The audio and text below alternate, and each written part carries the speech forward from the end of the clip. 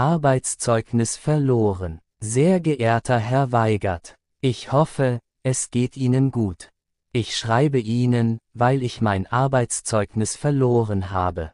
Am Freitag haben Sie mir das Zeugnis gegeben.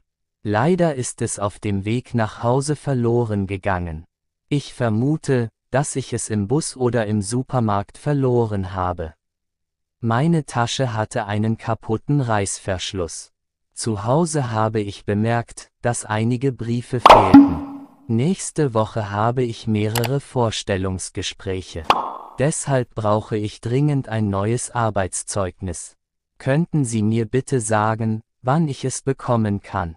Es tut mir sehr leid, dass ich Ihnen Umstände mache.